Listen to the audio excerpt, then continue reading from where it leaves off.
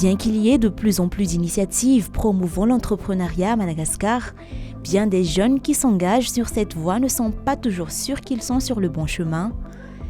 Le Business Talk organisé vendredi et samedi a encore mis en évidence ces inquiétudes. Simon Rakout-Ndjaouv a été l'oreille attentive du club des jeunes entrepreneurs anonymes qui a reçu les confidences des jeunes. Il y a un problème en matière d'assurance pour ceux qui sont initiateurs de projets. C'est-à-dire que la question, ce genre de questions a été posée, comment peut-on être sûr qu'on est dans la bonne voie ? Et comment peut-on justement espérer aboutir à son objectif ? Et quand les jeunes s'engagent, ils font souvent face à des problèmes financiers, que ce soit du point de vue de la gestion de l'entreprise elle-même ou surtout dans les questions de financement.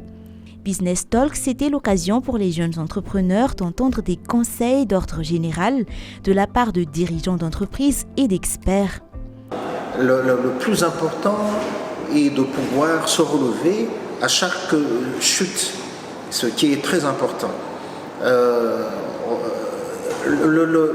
L'essentiel, c'est d'identifier aujourd'hui son objectif. Nous devrons nous positionner surtout en tant qu'opérateur économique ou en tant qu'acteur du développement économique à Madagascar. C'est d'avoir cet esprit de battant, c'est de faire toujours de mettre chaque jour des objectifs qui va nous servir justement d'adrénaline. La question était évidemment posée. Faut-il s'endetter pour lancer ou pour développer son entreprise ? Quelles sont les précautions à prendre et quels sont les critères à respecter ? Riaz Assim, président-directeur général d'Altea Group, a partagé aux jeunes ses expériences au cours du Business Workshop. Parce que en fait, tout le monde dit oui, moi j'ai besoin de la banque, etc. Mais ok, pourquoi ? Est-ce que c'est parce que tu n'as pas prévu suffisamment d'argent au départ ? Est-ce que c'est pour investir ? Pourquoi tu peux faire ? Parce qu'on rentre facilement dans le cycle du surendettement. Nous, on a aujourd'hui des dettes sur toutes les banques, de partout.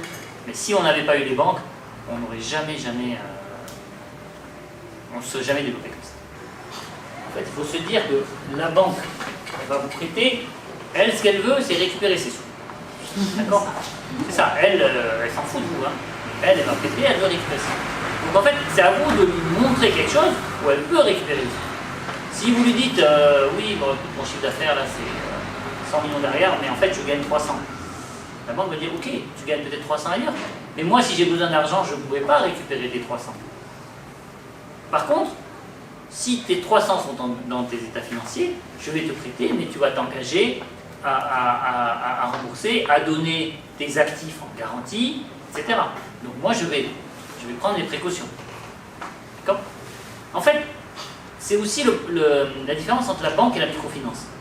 Aujourd'hui, si vous allez voir une banque, elle va vous prêter peut-être à 10, 11, 12. Mais elle va demander des états financiers.